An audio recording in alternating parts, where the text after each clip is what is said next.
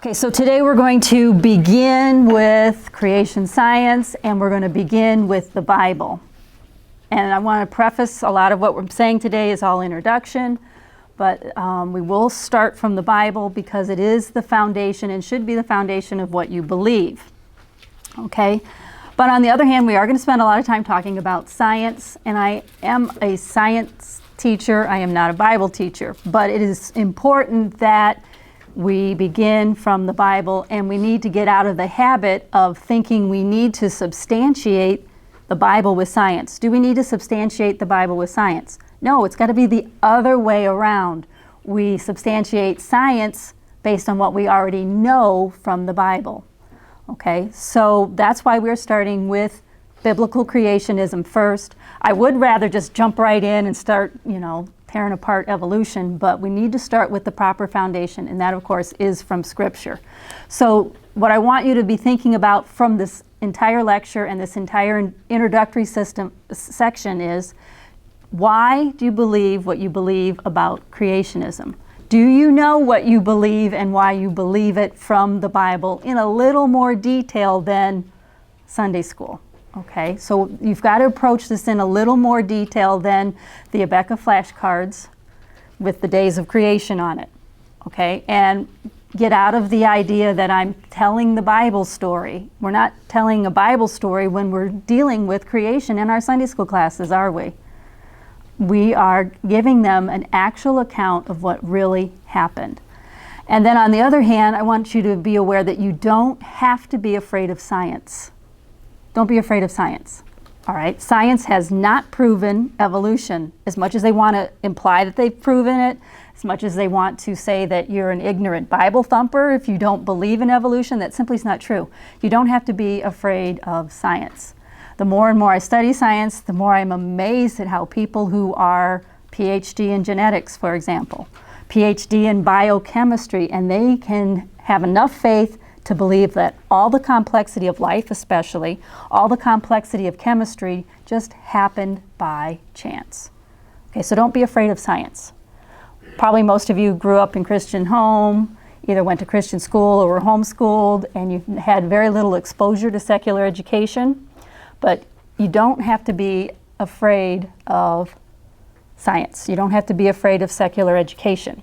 Okay, when I started teaching a few years ago, I got my master's degree from Purdue University, and my first exposure to secular education, and I was a little bit afraid. Are they going to shake my faith? In fact, the exact opposite happened.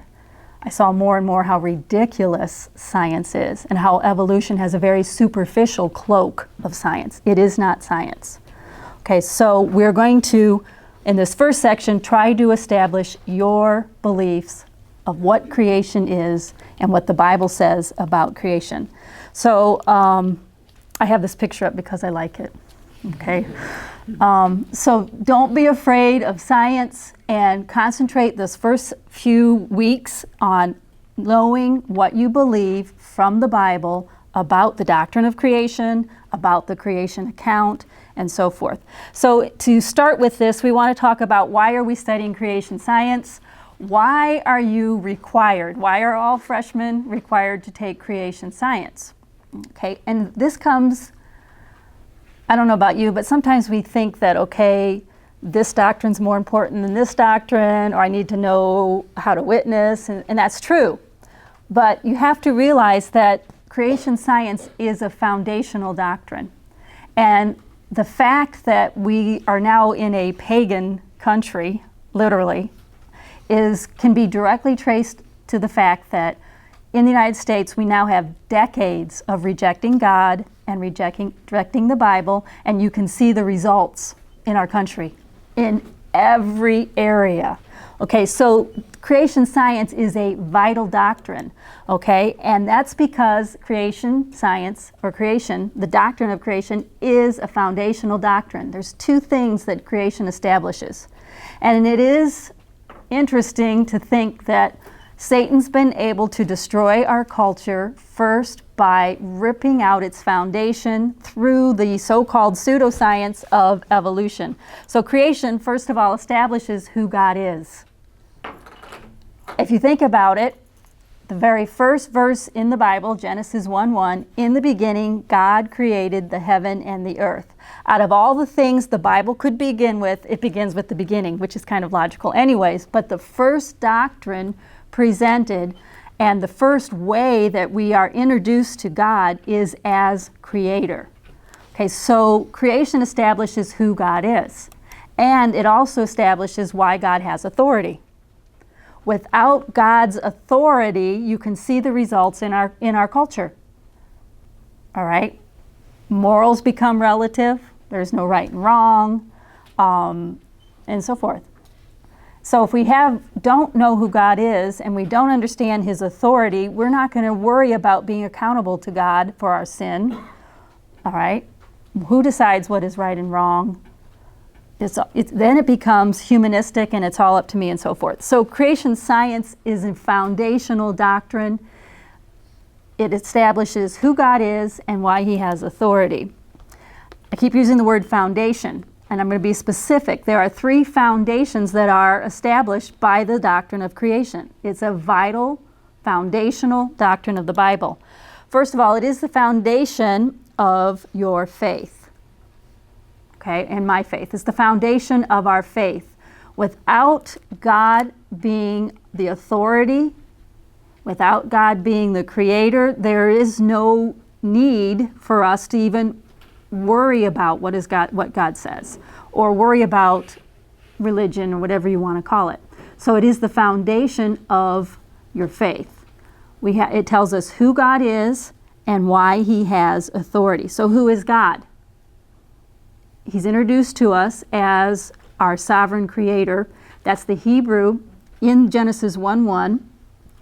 Every time you see God translated in the Old Testament, it is the Hebrew name for God, Elohim. We'll come back to Elohim. So it's telling us who God is and why he has authority.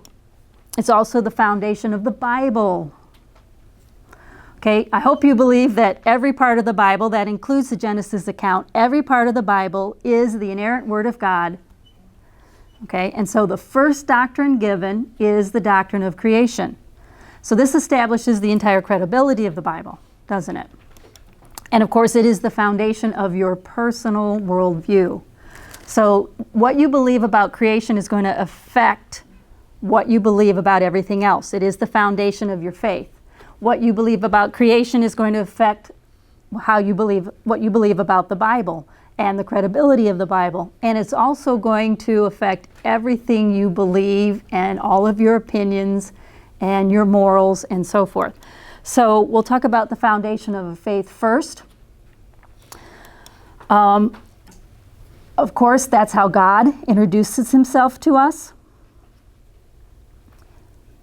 The first time we see God, he is introduced as the sovereign creator. I like the little phrase sovereign creator because that brings to mind not only did God make us, not only is he the creator, he has the authority as creator. So he is the sovereign creator. I hope you believe in the sovereignty of God.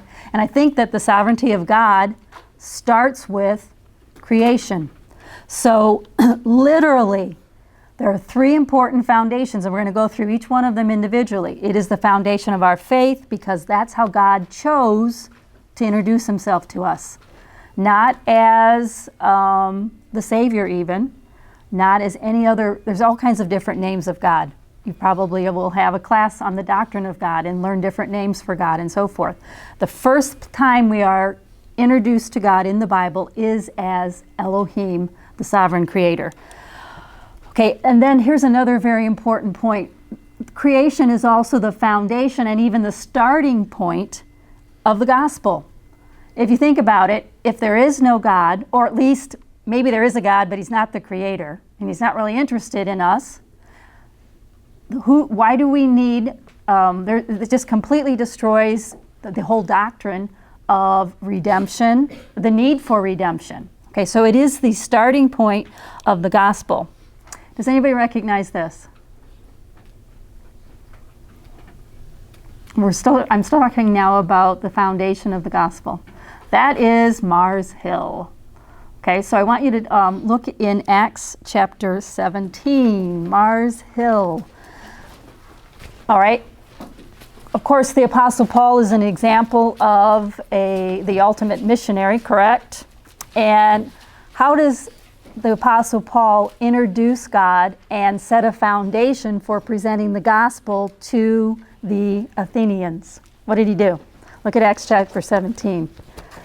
That is Mars Hill. Mars Hill, of course, is the Roman name, the Greek name.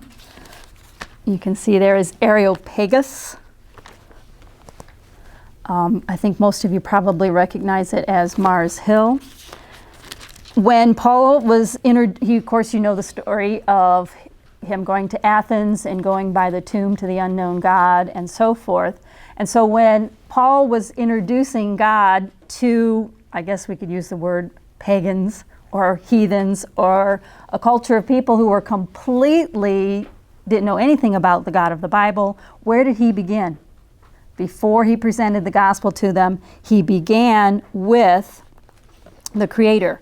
Okay, so it's the starting point of the gospel. So when you have to start from, let's say, square one, when you're witnessing to, especially as a missionary or whatever, but I think even in our culture in the United States, more and more we have to approach people in our country as if they were on a foreign field and have no idea who God is. Because the average American has what?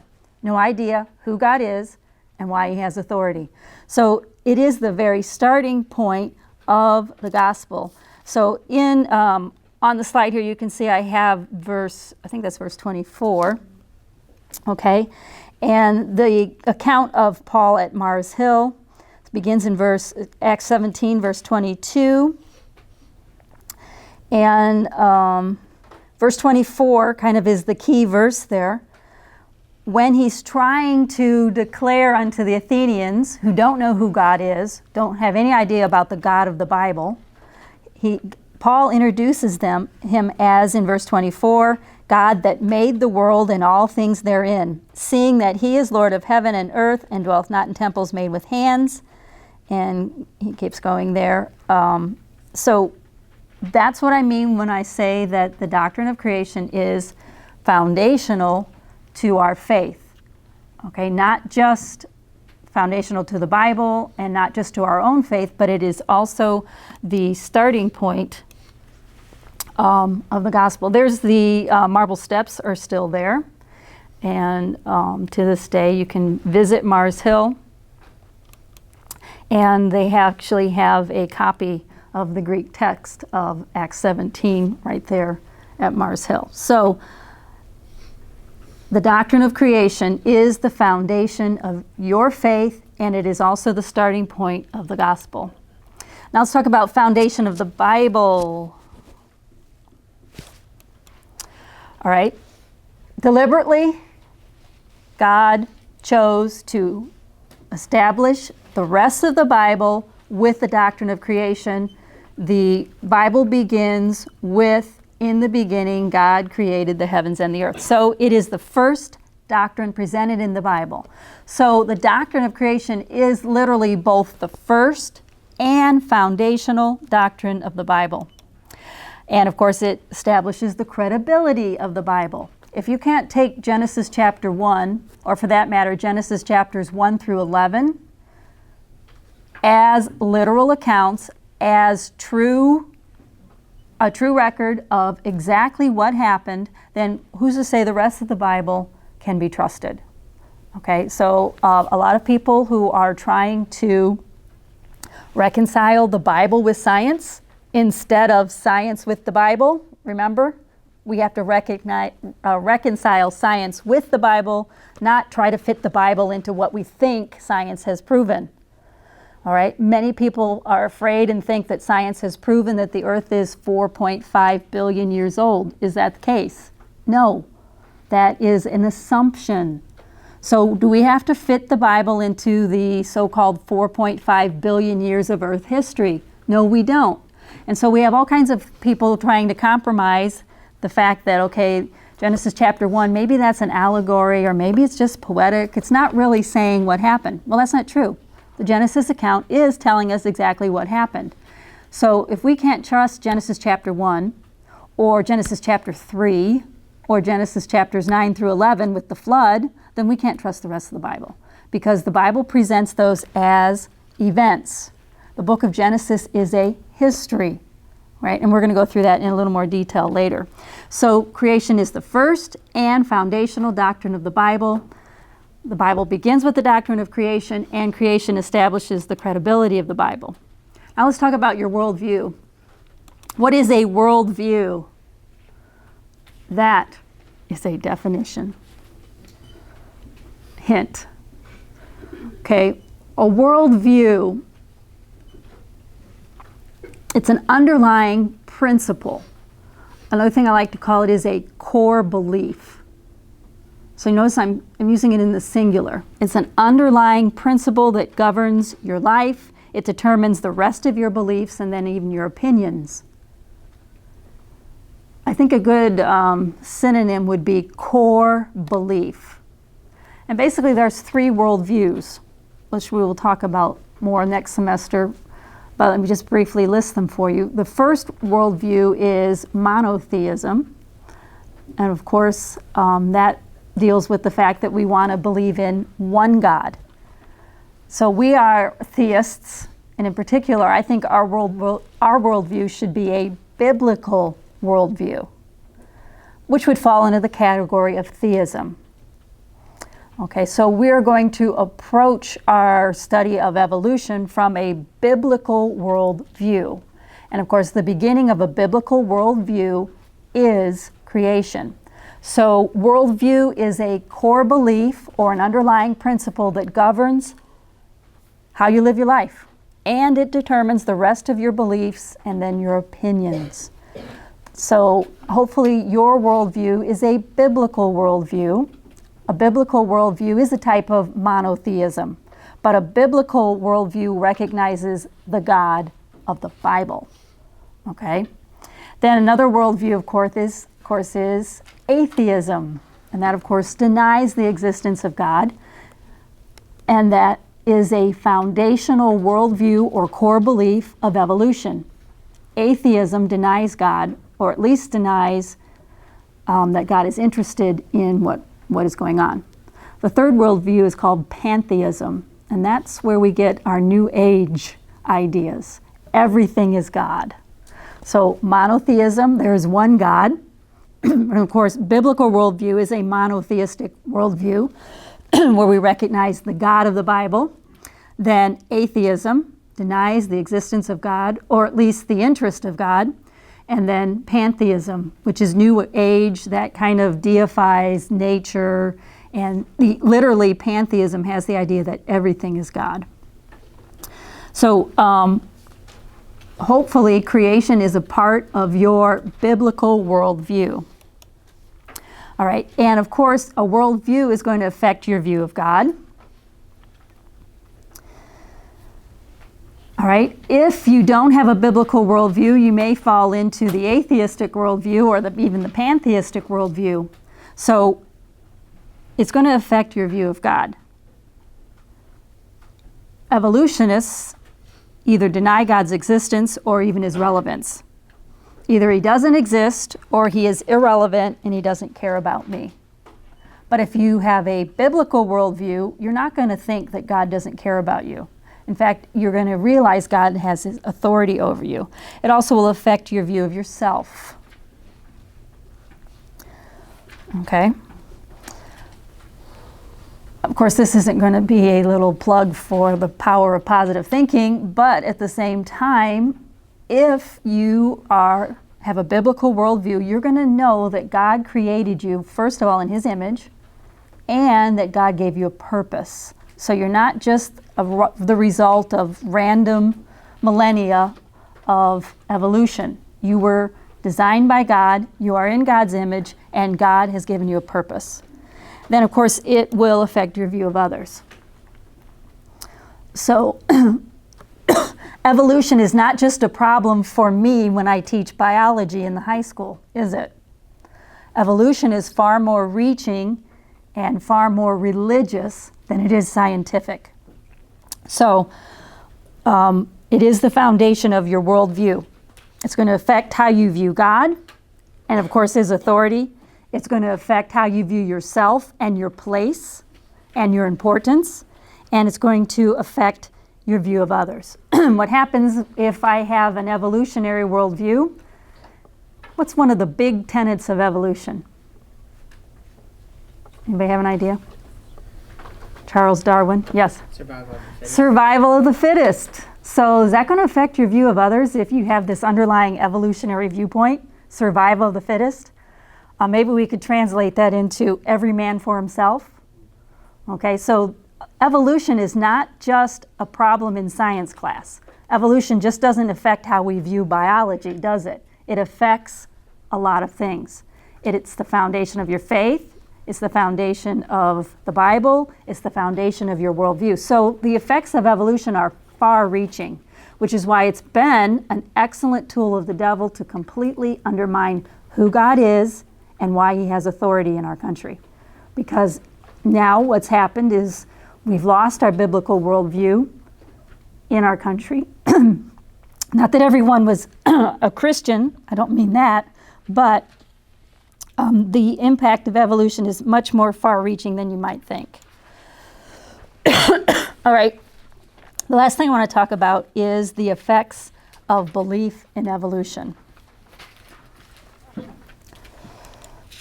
Effects on the individual.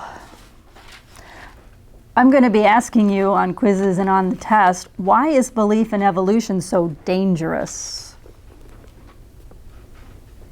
Well, it's going to affect you individually. The first effect is we lose our personal responsibility to God. Because the doctrine of evolution, notice I'm calling it the doctrine of evolution, I'm not calling it the theory of evolution. The doctrine of evolution completely undermines God's authority. If God didn't create me, God doesn't care about me, I'm not responsible to him. Okay, and then this is where it affects the gospel and affects the whole doctrine of redemption. Okay, I'm not responsible to God, so who's to say what's right and wrong? What is sin? It's irrelevant to me. So I don't need religion. I don't need to be saved. I don't have any responsibility. Okay, so it's going to affect people almost subconsciously. Okay, then loss of personal restraint. Who's to decide what's right and wrong? How has that gone in our country? Okay, now I am a little older than most of you, right? I'm maybe even a little older than your parents, but I remember a time in the United States when, as a relatively small child, I would have been about second grade, my brothers and sisters and I, we rode our bikes all over Chesterton. All right, I used to live on 18th Street in Chesterton, and I would ride my bike all the way downtown to where the, well, it's now not the high school anymore, and we'd play at the playground there. We'd ride our bikes to Dairy Queen. Did my mother worry about us? No, Chesterton was a little smaller than it is now. Also, I went to public school for kindergarten, first grade, second grade, and I have vivid memories of one of my classmates' parents getting divorced. And we were all upset about it because so-and-so's, her parents are getting divorced. I wonder if my parents will get divorced. Did you know that when I was a second grader, I didn't know anybody who didn't live with their mom and dad, married mom and dad, and all their brothers and sisters were their brothers and sisters, if you follow what I'm saying? And we were just all appalled about one of our classmates getting their parents were getting divorced, and it was kind of scary, you know. I wonder if my parents will get a divorce. That made a big impression on me as a second grader.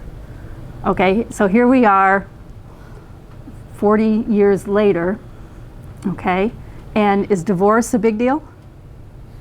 I didn't know what stepsisters were and step siblings. Everybody that I knew lived with their mom and their dad, okay, and they're, let's use the term real brother and sister. So do you see what's happened in our country and why it's happening? Okay, the entire foundation of our belief system has been destroyed, and what's been the biggest tool to do that? Evolution. So again, evolution is a big problem. It's not just a problem for me in biology class when I'm teaching about living things. It's far-reaching, okay? It's going to affect people individually when they don't have a biblical foundation, and that foundation begins with creation. Because what does creation do? It establishes who God is and why he has authority. That's why it's a very vital doctrine. It's not just a story in Genesis 1 for me to teach my Sunday school kids, is it? It's a foundational doctrine. So it's going to affect people individually. We're going to lose accountability and responsibility to God. So if I'm not responsible to God, who determines what's right and wrong? What's sin? Why did Jesus come? What's the big deal with Jesus dying on the cross? What's the big deal with religion? I'm not trying to be irreverent, but do you understand what the problem is? Without God as creator, we don't have responsibility to him, and then we lose our own personal restraint, and then loss of purpose. I am sure, I don't have statistics, but I'm sure the statistics are changing daily. Suicide rates in the military are high. Suicide rates among teenagers are high. Okay, so why? Okay, we've lost purpose. And it completely changes the direction of your life when you don't believe that you were created in God's image, and you don't have a purpose from God, and you completely lose purpose in life, let alone what we believe as Christians in the will of God. Okay, so that's completely gone if we don't have a creator that we're responsible to. Effects on society. No limit to man's depravity. Depravity is a very appropriate word there. I could even make it stronger by saying there's no limits to the perversion that is possible. In my lifetime, remember I told you about the divorce? Divorce is very mild compared to what's going on in our culture today, okay? Stuff that I wouldn't even like to talk about in mixed company, okay? There's no limit to it. What's going to be next? Okay? We are, of course, seeing the rise of what I would call militant homosexuality, right? In the so-called, I don't know how many letters they have, LBGT, now Q. That is just unimaginable to me. So that's what I mean by no limit to man's depravity. Okay? Then the next thing is human life is no longer sacred. All right, of course, we will deal with a lot of this stuff next semester in bio issues, and we're going to deal with abortion. But abortion is not even hardly an issue anymore, is it? We're so far removed from that. We're so far, so much worse than even dealing with abortion now, aren't we? So all of these are the far-reaching consequences of believing in evolution. Evolution is a dangerous belief. It's not, again, just something that I have to deal with when I'm teaching biology. So why is belief in evolution so dangerous? It eliminates God. Okay, it's completely atheistic.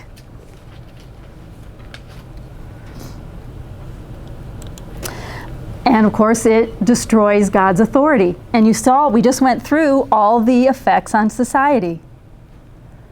We said there's no limit to man's depravity. Okay, that's moral relativism, no truth, no absolutes, moral decline of all types. So without God's authority, we're going to have those effects on society. Of course, it is also the foundational belief. So when we destroy our foundational beliefs, there's no telling where it will end. And we're seeing the effects of decades of rejecting God in the Bible. Okay? Especially the so-called gay rights movement, abortion on demand, euthanasia, homicide. Do you know how many people have been killed in the city of Chicago this year? we have to keep revising those numbers up and up and up and up and up. All the gun violence that we're seeing in Chicago. And it's not the fault of the guns, by the way. It's the result of an increase in depravity. There is no limit to it. Where's it going to end? And of course, its effects are far-reaching, which is what we've been talking about. It's not just a topic for me to cover in biology class. Okay. We know that evolution is a dangerous belief, right? Because it eliminates God, it destroys his authority, and it has far-reaching effects, correct? So why do people believe in evolution? There's the number one reason. They're indoctrinated in school with evolution. Now, of course, you've all heard politicians and other people talking about the separation of church and state. I just saw an article from Answers in Genesis about their new Ark encounter, how now it's illegal for students in, I don't know which state, I guess it's Kentucky. They cannot do a field trip to the Ark as public school because that's the separation of church and state. We can't have religion in the classroom. Well, they do have religion in the classroom, just not biblical Christianity, or even Christianity in general, or even theism in general, do they? Evolution is not science, it is religious, okay? And students are indoctrinated in evolution in public education. And it's not just biology class or geology class. Where is it? Social studies? What's that? I guess that's history, right? There's all kinds of effects. Government class, socialism, all kinds of things. One of the far-reaching effects of evolution that you may not think about is racism. The foundation of racism is all from survival of the fittest and evolutionary teaching. Okay? Racism does not come from the Bible. Okay? As much as they might want to tell you that God is a racist. I've seen that. Okay? No. Evolution is the foundation of racism. You can do a whole study on, there's a book on it. It's called From Darwin to Hitler. How do you think Hitler arrived at his ideas of ethnic cleansing and so forth? And why did Hitler want to eliminate the Jews? Because they were inferior. Why were they inferior? Evolution, right? So racism is a evolutionary doctrine, not a biblical doctrine. It doesn't come from anywhere from the Bible. Then, of course, entertainment. Okay? If you watch any children's movies even, what do you see? Environmentalism and evolution. Underlying themes. Okay, so evolution is not just a science topic. It is a religious doctrine, and it's dangerous, and it has far-reaching consequences. Okay, so we'll say Joe on the street does not believe in evolution because he's studied it for himself, does he? Why does the average person believe in evolution?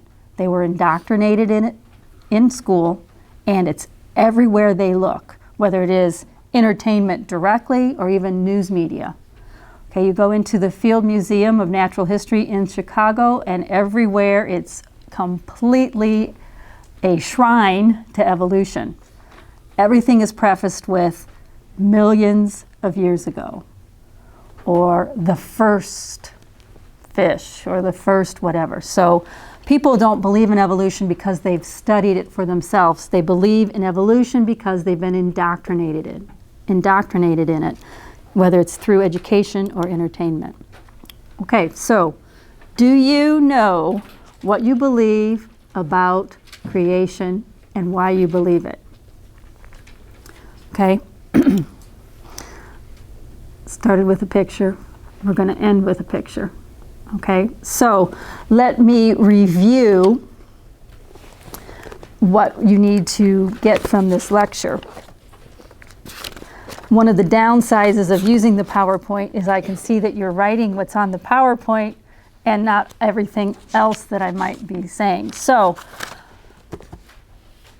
the whole gist of this lecture, of course, would be, do you know what you believe about creation and why you believe it? Tomorrow, since these classes are back-to-back, we are going to go through the actual doctrine of creation and 7 tenets with supporting scriptures for the doctrine of creation. So the whole goal here is you need to know, I know you're a creationist, right? Is you need to know in detail of why you believe specifics of creation and what supports it and so forth. And I also want you to know the importance of creation science. Why is creation science such a vital topic? Why are its effects far-reaching? Why is it dangerous? There are 2 reasons. Why? What are the two reasons? It establishes who God is and why he has authority. So why is the doctrine of creation so important? It establishes who God is and why he has authority. Okay? Then we talked about creation being a foundation. It's a foundational doctrine. It's a foundational belief. It's not just a story that we tell in Sunday school where we learn on day 1 God created light. On day 2 God separated the waters in the firmament from the waters below. It's much more than that. It is a foundational doctrine. It's the foundation of everything about our faith. What do we mean by that? Okay, if we don't have God's authority, everything falls apart as far as the doctrine of redemption, the doctrine of sin, everything about the Bible falls apart without the foundation of creation. We also said that it's the foundation of what? It's the next foundation? The entire Bible. So it's the foundation of your faith in general. It's the foundation of the Bible because it establishes the credibility of the Bible. Like I said, many people have the wrong approach to studying science. They're trying to, okay, I'm a Christian, so I got to stuff the Bible to fit what I think science has proven. That's not how it goes. The Bible is the starting point. So we need to reason from what does the Bible say about origins. Okay, I had a lot of experience with people in the secular world working at a hospital and also in graduate school, and people have made comments to me like, how can you be so smart and believe in creation? They also accuse me of being a global warming denier, like I'm a Holocaust denier, like I'm, some kind of odd personality, okay? And that's kind of where it sits. Because we all have in the world today, if you don't believe in evolution, you can't be scientific. And I'm going to try to show you, especially in the next several sections, that the opposite is true. When you stop and think for yourself, and you get away from the indoctrination of public education, the indoctrination of the news media, the indoctrination of the entire entertainment complex, whether it's books or museums or television or movies or whatever it is, it's all permeated with and preaching the doctrine of evolution. So it's very foundational and very important. So it's also the foundation of your personal worldview. What is a worldview? Think of it as a core belief or underlying principle that governs everything about your life, how you live your life, what other beliefs that you hold, and what opinions you have are all boiled down to, do you believe in God? Do you believe in God as the Creator? Do you believe in the God of the Bible? Okay, that would be a biblical worldview. The core belief of a person that has a biblical worldview is that you believe in the existence and the authority of the God of the Bible. and you believe that the Bible is absolute truth, and the Bible is what God has revealed to you about everything. Okay, so evolution is diametrically opposed to what should be your worldview. Okay, so do you have a biblical worldview? Do you know what a biblical worldview is? Well, I'm telling you that the whole basis of your worldview is what you believe about God. All right, and what you need to believe about God is the very first thing found in the Bible. You need to view God as the sovereign creator. And as the sovereign creator, he has authority. Okay, God determines what is truth. God determines what is right and wrong. I know you believe these things, but you need to get them solidified in your mind. So the doctrine of creation, the whole idea that God created in 6 literal days about 6,000 or 7,000 years ago. Okay, I hope you're a young earth creationist. Okay. What you believe about that is the foundation of your worldview. It's directly related to what you believe about God. Okay, so, and then I want you to also understand the effects of the creation evolution debate is not just in the classroom, is it? The effects of the creation evolution debate are everywhere. Okay, it affects people individually. How does it affect people individually? They lose what? Responsibility to God. They lose personal restraint. What does that mean? What do I mean when I say they lose the idea that they're responsible to God? Okay, because what happens is, if you don't believe you're responsible to God, there's no basis for your morals. There's no basis for what you do and how you treat other people. So it's not, the creation evolution debate is not just a topic for the science classroom. It affects what you believe personally, in that you will lose your responsibility to God, right? You will lose personal restraint. And the third one is you lose purpose. And then what are the effects on society? The 2 main effects is the idea that there is no limit to man's depravity. There's a complete disregard for sin. Moral relativism. There's no right and wrong, or who determines what's right and wrong. No absolute authority. Everyone's going to determine what's right for themselves. Honesty, ethics. Now we have to address these issues. And then the last effect on society is that human life is no longer sacred. So what does that mean? That means violence and crime are up. Homicide. Okay?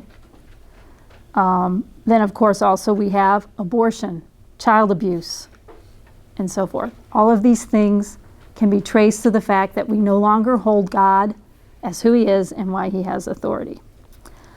Okay, so tomorrow will be the first quiz. Make sure you read the Genesis account through thoroughly. Tomorrow we are going to cover the doctrine of creation in a lot more detail. We'll see you then.